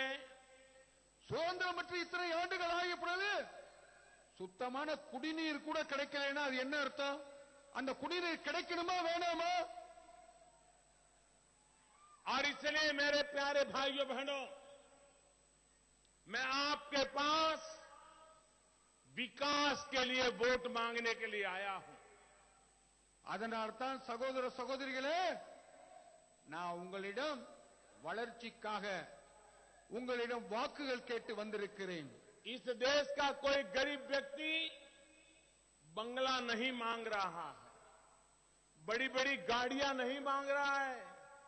गरीब आदमी को रहने के लिए छोटा घर चाहिए, पीने के लिए पानी चाहिए, घर में बिजली चाहिए, बच्चों की शिक्षा के लिए स्कूल चाहिए, बुजुर्ग अगर बीमार हो जाए तो उनके लिए दवाई चाहिए. इसी के लिए गरीब आदमी की अपेक्षा है. अभी तक हम ये भी पूरा नहीं कर पाए हैं. இங்கு வசிக்கக்கூடிய மக்கள் பங்களா கேட்கல, பெரிய பெரிய வண்டி கேட்கல. அவங்க கேட்கறதெல்லாம் என்ன? உங்களுக்கு நல்ல வீடு, நல்ல குடிநீர், மின்சாரம், குழந்தைகள் படிப்பதற்கு பள்ளிக்கூடம், வயசானவங்களுக்கெல்லாம் மருந்து. இதுதானே மக்கள் கேட்டுக்கொண்டிருக்கிறார்கள். और इसलिए मेरे प्यारे भाइयों बहनों, आज आप देखिए हमारे मछुआरे, क्या मछुआरों की आय नहीं बढ़ाई जा सकती? अभी मैं बनारस में वहां के जो मछुआरे हैं, इनको मैंने ई बोट दिया, और ई बोट देने के कारण जो डीजल से बोट चलाते थे, अब वो सोलर एनर्जी की बैटरी से चला रहे हैं. और एक एक मछुआरे का रोज का 500 रुपया डीजल का खर्चा अब कम हो गया. बोलिए मछुआरों को फायदा हुआ कि नहीं हुआ? சகோதர சகோதரிகளே, மீனவர்கள் பல கஷ்டப்பட்டுக் கொண்டிருக்கிறார்கள். நான் எனது தொகுதியான வாராணசி தொகுதியிலே அங்கு இருக்கக்கூடிய மீனவர்களுக்கு ஈ போட்டு கொடுத்தேன். இந்த ஈ போட்டு எப்படி சூரிய ஒளி மூலமாக, அந்த பேட்டரி மூலமாக அந்த படகுகள் ஓடும். அதனால அந்த பகுதியில் உள்ள மீனவர்களுக்கு ஒரு நாளைக்கு 500 ரூபாய் டீசல் மிச்சமாகுது. हमने मुद्रा योजना बनाई है. कोई भी गरीब व्यक्ति चाहे छोटी नाव लेकर के मछली पकड़ता हो, कोई मछली की नेट बनाने का काम करता हो, कोई समुद्र की चीजों से कोई खिलौने बनाने का काम करता हो, कोई दूध बेचता हो, कोई पकोड़े बेचता हो, कोई इडली बेचता हो, डोसा बेचता हो, कोई बर्तन बेचता हो, कपड़े बेचता हो, बाल काटने का काम करता हो, अगर ऐसे व्यक्तियों को पैसे चाहिए तो बैंक के दरवाजे बंद थे. हमने बैंक के दरवाजे गरीबों के लिए खोल दिए, और प्रधानमंत्री मुद्रा योजना के तहत आज देश में 3 करोड़ से ज्यादा लोगों को 1.25 लाख करोड़ रुपए से ज्यादा पैसे कोई भी गारंटी के बिना उनको अपना कारोबार बढ़ाने के लिए दे दिए गए. பேரன்பு கொண்ட பெரியவர்களே, இன்றைக்கு ஏழை மீனவர்களாக இருக்கட்டும், பால் வியாபாரியா இருக்கட்டும், காய்கறி வியாபாரம் இருக்கட்டும், மற்ற இந்த மாதிரி சின்ன சின்ன வியாபாரிகள் எத்தனையோ பேர் இருக்காங்க உங்களுக்கு. ஆனா அவங்களுக்கெல்லாம் பேங்க்ல போனா லோன் கொடுப்பாங்களா? கொடுக்க மாட்டாங்க. ஆனால் பாரதிய ஜனதா கட்சி தலைமையிலான எனது அரசியல் வந்த பிறகுதான் முத்ரா வங்கி என்று ஒரு திட்டத்தை ஆரம்பித்து இதை போன்ற ஏழைகளுக்கு கடன் வழங்க வேண்டும். அதற்காக கிட்டத்தட்ட 3 கோடி பேருக்கு 25 லட்சம் வரைக்கும் கடன் கொடுக்கிறதுக்குண்டான ஏற்பாடுகள் எனது தலைமையிலான அரசு செய்திருக்கிறது. अगर हम भविष्य में डीप सी में जाना चाहते हैं, 5-25 मछुआरे इकट्ठे हो जाएं और बड़ी महंगी बोट ला करके डीप फिशिंग करना चाहते हैं, तो आज बैंक आपको पैसे देने के लिए तैयार है. இன்றைக்கு 5 மீனவர்கள் ஒன்றாக சேர்ந்து நீங்கள் வங்கியிலே சென்றால் உங்களுக்கு மிகப்பெரிய ஆழ்கடல் மீன்பிடிக்குண்டான படகுகள் கூட வங்கிகள் உங்களுக்கு வழங்கும். मेरे प्यारे भाइयों बहनों, अभी मैं मंच पे आ रहा था तो 5 नौजवानों से मुझे मिलने का अवसर मिला. मेरे लिए उन 5 मछुआरों को मिलना एक जीवन का विशेष आनंद था. इसलिए आनंद था कि ये मेरे तमिलनाडु के वो 5 मछुआरे हैं जो वर्षों से श्रीलंका की जेल में थे. श्रीलंका की कोर्ट ने उनको फांसी की सजा सुना दी थी. इन 5 नौजवानों का फांसी पर लटक के मरना तय हो चुका था.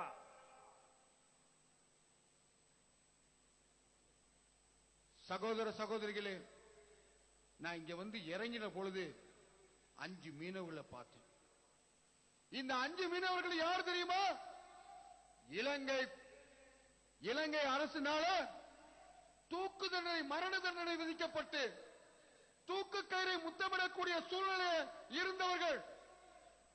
அவர்களை பார்த்தோன்னே எனக்கு மன நெகிழ்ந்திருச்சு. मैंने कहा, क्या हम मेरे देश के 5 मछुआरों को क्या फांसी पर लटक करके मरने देंगे?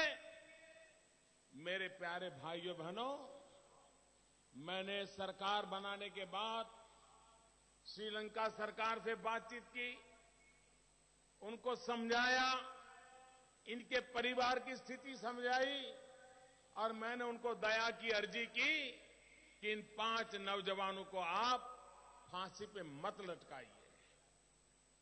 இந்த 5 மீனவர்களையும் மரண தண்டனை வந்து விடுறதுக்கு இந்த அரசு விடுமா? இந்த அரசு 2 வருடம் பதவி ஏற்பட்டு நாங்க செய்த ஒரே வேளை அந்த இலங்கை அரசாங்கத்திடம் சென்று இந்த 5 மீனவர்களும் இறக்கக்கூடாது, அவர்கள் தவறுதலாக வழக்கு புனையப்பட்டிருக்கிறார்கள், அவர்களை விடுதலை செய்ய வேண்டும் என்று கூறினேன். श्रीलंका सरकार ने यह भी कहा कि मोदी जी आप इतना आग्रह कर रहे हैं तो चलो फांसी नहीं, लेकिन हम छोड़ तो नहीं सकते, वो जीवन भर उनको जेल में तो रहना पड़ेगा. மோடி அவர்களே, நீங்க சொல்றீங்க, அதனால நான் வேணா ஒண்ணு பண்றேன், அவங்களுக்கு மரண தண்டனை கொடுக்காம ஆயுள் தண்டனையா எங்க ஜெயிலேயே வச்சிருக்கேன் அப்படின்னு சொன்னாங்க. मैंने कहा वो तो फिर जीना मरना समान ही है. मैं तो चाहूंगा कि इन बच्चों को वापस दो, उनके मां बाप, उनके परिवार के पास मैं पहुंचाना चाहता हूं. எங்க ஜெயில வச்சிருந்தா என்ன, மரண தண்டனை கொடுத்தா என்ன, அதுல ஒன்னும் பெரிய வித்தியாசம் இல்ல. நான் வந்து அந்த குடும்பத்திற்கு அவர்களை திரும்ப அனுப்ப விரும்புகிறேன், அதனால எனக்கு அவங்களை திரும்ப அனுப்புங்க அப்படின்னு சொன்னேன்.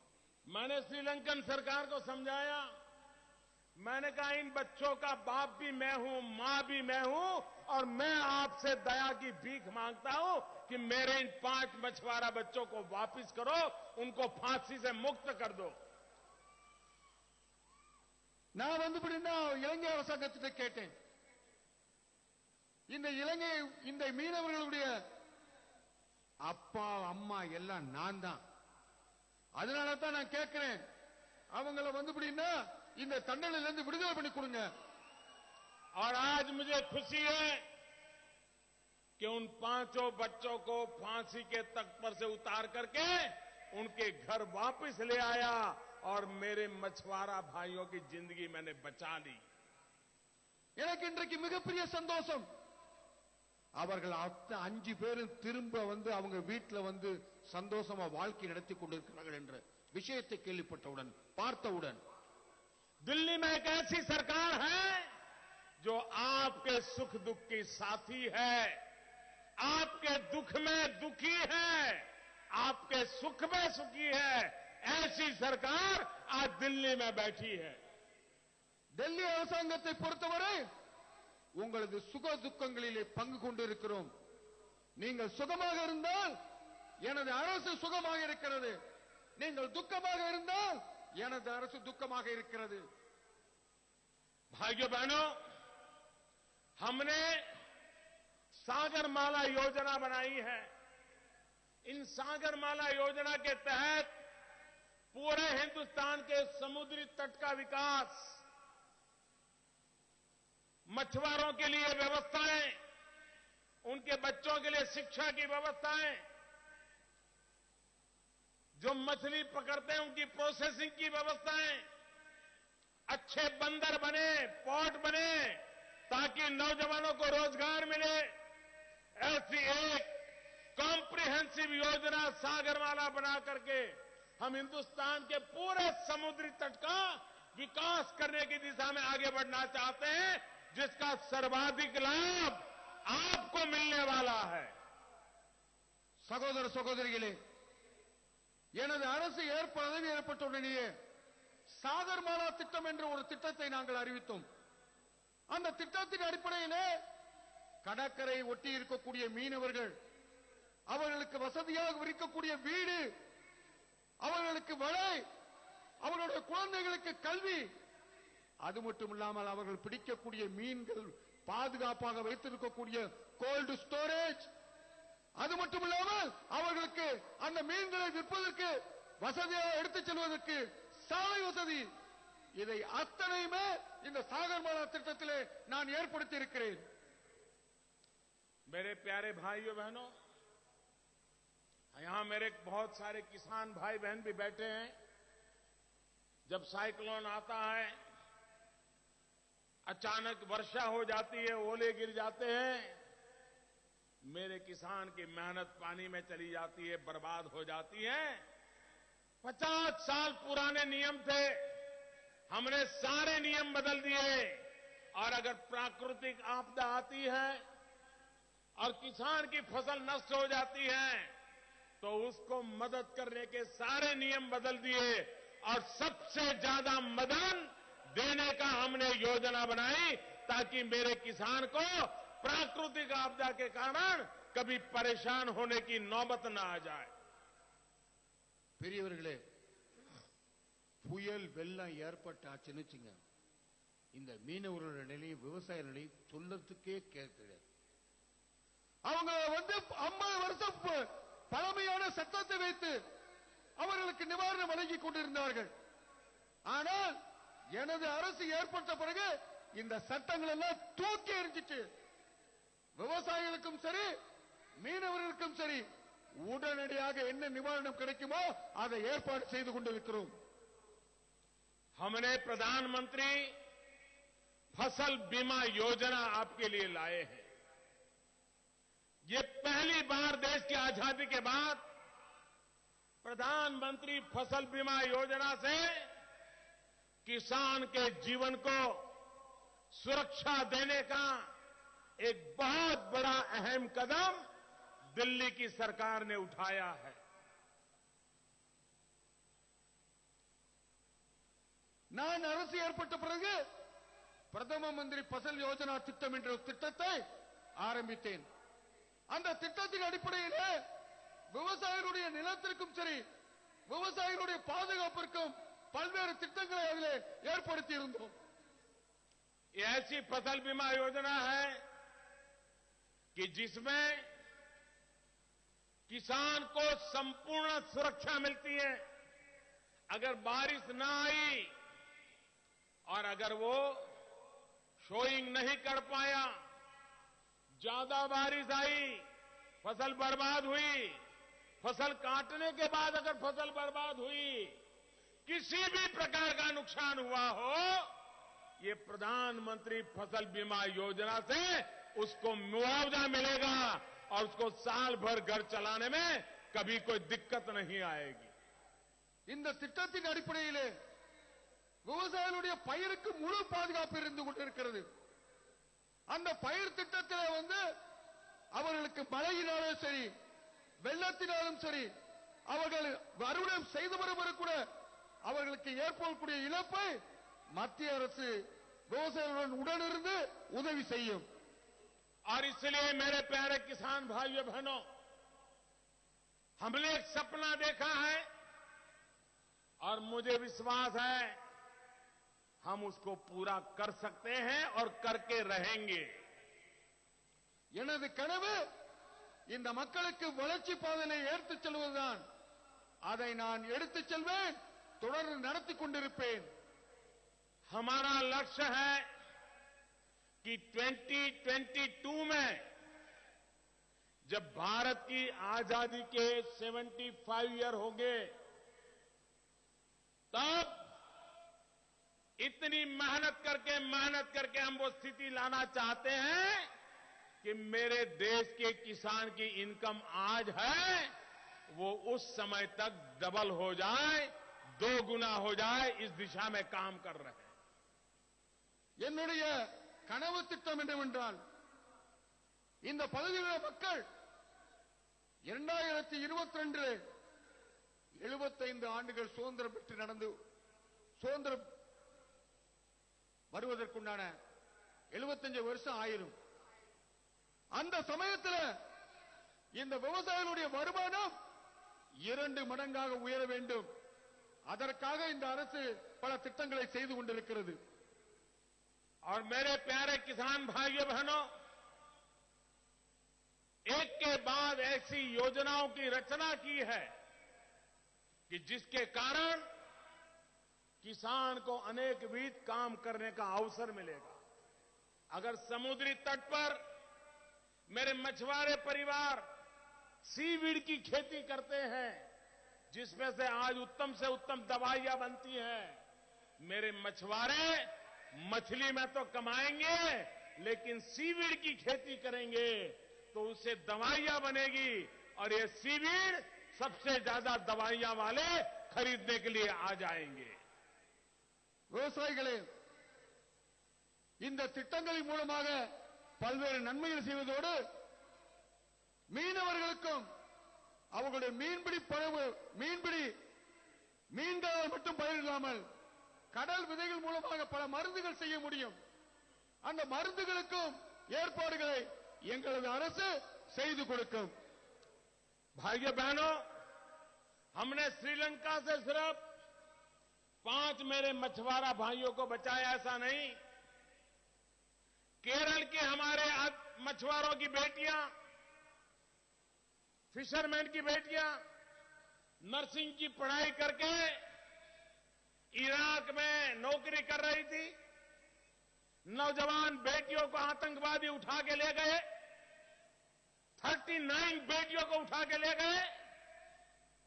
आप कल्पना कर सकते हैं जब आतंकवादी बेटियों को उठा के ले गए होंगे तब हमारे पर क्या गुजरी होगी. उन बेटियों को जिंदा लाना, उनको सुरक्षित लाना, उसके लिए हमारी सरकार दिन रात काम करती रही. और आज मैं आपके सामने संतोष से कह सकता हूं कि किसी भी प्रकार के नुकसान के बिना सही सलामत उन बेटियों को ला करके उनके मां बाप को हमने सुपुर्द कर दिया. ஏதோ வருண இலங்கை அரசிலிருந்து 5 மீனவர்களை காப்பாற்றுறோம் என்று மட்டுமல்ல, கேரளாவைச் சேர்ந்த மீனவர்கள் அங்க ஈராக்கில் போய் மீன் பிடித்துக் கொண்டிருந்தாங்க. அவங்களை தீவிரவாதிகள் கடத்தி சென்று விட்டார்கள்.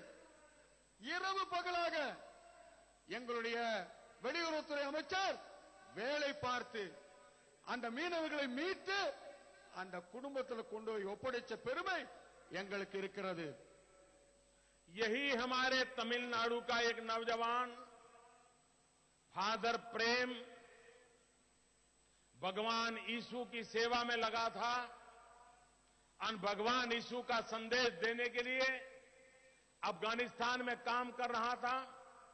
अफगानिस्तान के तालिबानी आतंकवादी उसको उठा के ले गए. 9 महीने तक अता पता नहीं चल रहा था. हमारी सरकार लगी रही कि वो जिंदा है कि नहीं है तो कहां है, उसको आतंकवादियों के हाथ से वापस कैसे लाया जाए. और भाइयों बहनों, मुझे संतोष है कि 9 महीने तक लगातार काम करने के बाद एक दिन फादर प्रेम हमारे हाथ में आ गया, तालिबानी आतंकवादियों से छुड़ाया और उसको ला करके उसके परिवार वालों को तमिलनाडु पहुंचा दिया और आज वो तमिलनाडु में सुख चैन की जिंदगी गुजार रहा है। பெரியவர்களே, இங்குள்ள இளைஞர் ஃபாதர் பிரேம்குமார் ஆப்கானிஸ்தானில் தீவிரவாதிகளால் கடத்தப்பட்டார். தாலிபான் தீவிரவாதிகளால கடத்தி போன யாருமே இதுவரைக்கும் உயிரோட திரும்பி வந்தது கிடையாது. ஏறத்தாழ 9 மாதங்கள் அவர் எங்க இருக்காரு, எங்க இல்ல, உயிரோடு இருக்கிறார் இல்லையா, எதுவுமே தெரியாது. ஆனா எங்களுடைய அரசு தொடர்ந்து முயற்சி பண்ணிட்டு இருந்தது, தொடர்ந்து தீவிரமாக நடவடிக்கை எடுத்தோம். அதன் காரணமாக ஒரு நாள் நாங்க கண்டுபிடிச்சிட்டோம் இவர் உயிரோடு இருக்காருன்னு சொல்லிட்டு. அது மட்டும் இல்ல, அவரை கண்டுபிடிச்சு அவரை திரும்பி பத்திரமாக கொண்டு வந்து நம்ம தமிழ்நாட்டில் இந்த பக்கத்தில் இருக்கிற தேவக்கோட்டையில கொண்டு போய் விட்டுட்டாரு நம்ம பிரதமர். भाइयों बहनों, आज हमारा देश, थोड़े 2 साल पहले का समय याद करिए, अखबारों में क्या आता था, टीवी पर क्या आता था। जब दिल्ली में पुरानी सरकार थी तो हर दिन एवरी डे एक भ्रष्टाचार का बड़ा कांड खुल करके बाहर आता था। भ्रष्टाचार को लेकर के देश चिंतित था और जहां भी हाथ डालो पता चलता था कि यहां से किसी ने कुछ लूट लिया है, यहां से किसी ने पैसे मार लिए हैं, यहां से किसी ने चोरी की है। कोयला तक नहीं छोड़ा, कोयला तक नहीं छोड़ा। 2G 3G, और आप 2G 3G वाले तो तमिलनाडु में भी है। इन लोगों ने देश को लूटने के सिवाय कुछ नहीं किया। भाइयों, பெரியவர்களே, 2 வருடமா நீங்க பழைய மத்திய அரசாங்கத்தில் கேள்விப்பட்டிருப்பீங்க. எங்க பார்த்தாலும் ஊழல், எதுலையும் ஊழல். எந்த இடத்துக்கு போனாலுமே வந்து அப்படின்னா டிவிலையும் பத்திரிகையிலையும் நீங்க மாத்தி மாத்தி பார்த்தீங்கன்னா ஊழல் ஊழல் ஊழல் தான் வந்துட்டு இருக்கு. அது வந்து நிலக்கரியில கூட இருக்கலாம், 2Gல 3Gல. இந்த 2Gல 3Gல கொள்ளையடிச்சவங்க இன்னைக்கு தமிழ்நாட்டிலையும் வளம் வந்துட்டு இருக்காங்க. அது உங்களுக்கும் தெரியும். भ्रष्टाचार ने तमिलनाडु को तबाह करके रखा है। जब तक हम इस देश को भ्रष्टाचार से मुक्त नहीं करेंगे, देश के गरीबों तक पैसा पहुंचने वाला नहीं है, गरीबों का लाभ होने वाला नहीं है। ஊழல் இருக்கும் வரை தமிழகம் வளராது. எங்கு ஊழல் இருக்கிறதோ அங்கு வளர்ச்சி அடைய முடியாது. எனவே ஊழல் இல்லாத ஒரு அரசாங்கத்தை நாம் ஏற்படுத்த வேண்டும். हमने भाइयों बहनों दिल्ली में आपने देखा होगा ऐसी योजनाएं लाए हैं, अपने आप भ्रष्टाचार जाने लगा है। हमारे देश में नौजवान को नौकरी चाहिए, एक जगह की एडवर्टाइजमेंट आती है तो 1 लाख लोग अप्लाई कर देते हैं और फिर इंटरव्यू निकलते हैं और नौकरी पाने के लिए वो नौजवान दलालों के पास जाता है, किसी की सिफारिश के लिए जाता है और मां के गहने बेचता है, पिता जमीन बेचता है और बेटे को नौकरी दिलाने के लिए इंटरव्यू में पास कराने के लिए पैसों का भ्रष्टाचार करना पड़ता है। பெரியவர்களே, இன்றைக்கு வந்து ஒரு வேலை வாய்ப்புக்கு ஒரு இளைஞர் போனார் என்றால் பத்திரிகையில வந்து விளம்பரம் வரும். அந்த விளம்பரம் என்ன, அந்த வேலைக்காக லட்சக்கணக்கான பேர் போய் அப்ளை பண்ணுவாங்க. அவங்க பரீட்சை எழுதுவாங்க. பரீட்சை எழுதிட்டு பின்னாடி நேர்முக தேர்வு இருக்கும். இந்த நேர்முக தேர்வுல யார் என்ன பண்ணுவா, இடைத்தரகர்கள் புகுந்து அதுல எவ்வளவு பணம் கொள்ளையடிக்க முடியும் அப்படிங்கறத இது பண்ணுவாங்க. இந்த விஷயத்துல மாற்றம் ஏற்பட வேண்டும் அப்படிங்கிறதுக்காக நாங்க சில முயற்சி பண்ணோம், சில யோசனைகள் செய்தோம். हमने क्या किया, हमने एक बड़ा छोटा सा लेकिन महत्वपूर्ण निर्णय किया। हमने भारत सरकार ने निर्णय किया कि क्लास 3 और क्लास 4 उसकी रिटर्न एग्जाम, उसमें जो मार्क आएंगे कंप्यूटर से तय होगा, पहला, दूसरा, तीसरा, चौथा। कोई इंटरव्यू नहीं किया जाएगा, इंटरव्यू बंद कर दिया और भ्रष्टाचार का हमने खात्मा बुला दिया। मेरिट के आधार पर नौकरी अपने आप मिल जाएगी, ऐसी व्यवस्था कर दी। பாரத அரசாங்கம் ஒரு சின்ன அருமையான யோசனை செய்தது. இந்த கிளாஸ் சி, கிளாஸ் டி அந்த ஊழியர்களுக்கு உண்டான தேர்வு நெட்ல கம்ப்யூட்டர்ல கொடுத்துருவாங்க. யார் யார் வந்து தகுதியானவர்களோ அவர்கள் முன்னாடி வரிசையில் வந்தவங்க முன்னாடி அவர்களுடைய தகுதியின் அடிப்படையில் வந்து அவர்களுடைய திறமையின் அடிப்படையில் நேரடியாக கம்ப்யூட்டர் மூலமாக தேர்வு செய்யப்படுவார்கள். எந்த இடைத்தரகர்களுக்கும் போகணுங்கிற அவசியம் கிடையாது. गैस, चूल्हे में जलाने वाला गैस, वो गैस का सिलेंडर लेने के लिए भी लोगों को भ्रष्टाचार करना पड़ता था और भारत सरकार सब्सिडी देता था। अभी हमने तय किया कि जो रसोई गैस जिसके घर में है उसको अब सब्सिडी सीधी उसके बैंक के खाते में चली जाएगी। बीच में कोई बिचौलिया नहीं, दलाल नहीं, कोई नहीं, सीधा पैसा उसके खाते में जाएगा। इसका परिणाम ये आया कि 3 करोड़ से ज्यादा बोगस लोग निकले, जिनके नाम पर सब्सिडी जाती थी, गैस जाता था और सरकार को अरबों खरबों रुपयों का नुकसान होता था। हमारे एक निर्णय के कारण, पहल नाम की योजना के कारण Guinness book of world record में नाम आ गया और भारत की तिजोरी की चोरी होने वाले अरबों खरबों रुपया बच गए और वो गरीब के काम आने वाले हैं। சமையல் வாயு திட்டம். இந்த சமையல் வாயுவுக்கு ஒரு சிலிண்டருக்கு மத்திய அரசு இவ்வளவு மானியம் கொடுத்துட்டு இருந்தது. அதனால என்னாச்சுன்னா கிட்டத்தட்ட 3 கோடி பேர் போலியா வாங்கிட்டு இருந்தாங்க. இந்த 3 கோடி பேருக்கு வாங்குறதுனால 500 கோடி ரூபாய்க்கு மேல நஷ்டம் ஏற்படுத்திக் கொண்டிருந்தது. அதனால தான் நாங்க சொன்னோம், மானியத்தை நேரடியாக அவங்களுடைய வங்கி கணக்கில் போட்டுருவோம் சொன்னதுனால இன்னைக்கு அந்த ஊழல் தடுக்கப்பட்டிருக்கிறது. ஏறத்தாழ பல்லாயிரக்கணக்கான கோடி ரூபாய் மத்திய அரசிடம் பாதுகாக்கப்பட்டிருக்கிறது.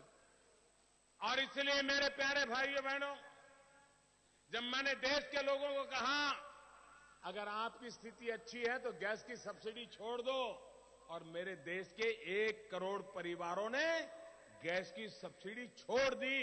ये मेरे देश के गरीबों की ताकत है। அது மட்டும் இல்லாமல் நான் வந்து ஒரு வேண்டுகோள் விடுத்தேன். நீங்கள் யார் யார் வந்து ஏழைகளுக்கு சேவை செய்ய விரும்புகிறீர்கள் அவர்கள் அத்தனை பேரும் இந்த சமையல் வாயு மானியத்தை விட்டுக் கொடுங்கள் என்று சொன்னேன். 1 கோடி பேர் அந்த சமையல் வாயு மானியத்தை விட்டுக் கொடுத்திருக்காங்க. गैस लेने के लिए लोगों को पैसे देने पड़ रहे थे। हमने फैसला किया है आने वाले 3 वर्ष में 5 करोड़ गरीब परिवार जो आज लकड़ी के चूल्हे से खाना पकाते हैं, ऐसी माताओं को गैस का चूल्हा मिलेगा। और 5 करोड़ परिवार में जो आज लकड़ी के चूल्हे के धुएं में बीमार होते हैं, उनको मदद करने का हमने निर्णय किया है। பெரியவர்களே, இது மட்டுமல்ல, ஏறத்தாழ என்னோட தாய்மார்கள் நிறைய பேர் வந்து விறகடுப்புல சமைச்சிட்டு இருக்காங்க. அவங்களுக்கு உதவுவதற்காக 5 கோடி ஏழை மக்களுக்கு சமையல் வாயு எரிவாயு அடுப்பு, அது மட்டுமல்ல சமையல் எரிவாயு இந்த இணைப்பை இலவசமாக கொடுப்பதற்கு எனது அரசு முயற்சி செய்து கொண்டிருக்கிறது. भाइयों बहनों, देश की समस्याओं का समाधान सिर्फ विकास में है। मेरी पार्टी का एक ही मकसद है, विकास। और मैं आपसे चाहता हूं कि आप विकास के लिए वोट कीजिए। भारतीय जनता पार्टी के होनहार उम्मीदवारों को विजयी बनाइए और तमिलनाडु का भाग्य बदलने का हमें अवसर दीजिए और तमिलनाडु की जिंदगी बदलेगी, आपकी जिंदगी बदलेगी, नौजवान को रोजगार मिलेगा और इसलिए भारतीय जनता पार्टी को विजयी बनाइए, ये मैं आपसे प्रार्थना करने आया हूं. எங்களை பொறுத்தவரை எங்களுடைய தாரக மந்திரம் வளர்ச்சி வளர்ச்சி. இந்த நாடு வளர்ச்சி அடைந்தால் ஒன்று மட்டும்தான் ஏழை மக்களுடைய பிரச்சனைகள் தீரும். இந்த வளர்ச்சிக்கு பாரதிய ஜனதா கட்சி உதவும். எங்களுடைய சட்டமன்ற தொகுதி வேட்பாளர்களை நீங்கள் ஆதரிக்கிற மூலமாக இந்த தமிழகமும் வளரும், டெல்லி தமிழகத்தை வளர்க்கும். तमिलनाडु का भाग्य आपकी उंगली में है. अगर अगली उंगली मतदान के दिन सही जगह पर दबाओगे और सही जगह पर वोट दोगे तो तमिलनाडु का भाग्य बदल जाएगा. लोटस पे आप उंगली दबा करके तमिलनाडु का भाग्य लिखिए. यही मेरी आप सबसे प्रार्थना है. भारत माता की जय. தமிழகத்தினுடைய தலைவிதி மாற வேண்டும் என்றால், தமிழகம் தலை நிமிர்ந்து இருக்க வேண்டும் என்றால், நீங்கள் அத்தனை பேரும் தேர்தலில் யோசிச்சு வாக்களிக்கணும். யாருக்கு வாக்களிக்க வேண்டும்? தாமரை சின்னத்திலே நிற்கக்கூடிய வேட்பாளர்களுக்கு நீங்கள் வாக்களிக்க வேண்டும். அதன் மூலமாக தமிழகத்துடைய தலைவிதி மாற்றப்படும் என்ற உறுதியை உங்கள் மத்தியிலே நான் வழங்குகிறேன். பாரத் மாதா கி, பாரத் மாதா கி. பாரத பிரதமர் நரேந்திர மோடி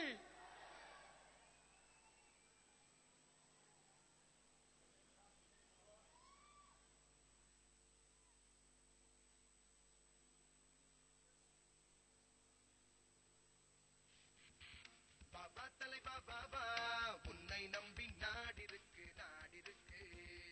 தாமரையின் பின்னால் தேசப்படை காத்திருக்கு காத்திருக்கு. உன் ஆட்சி வந்த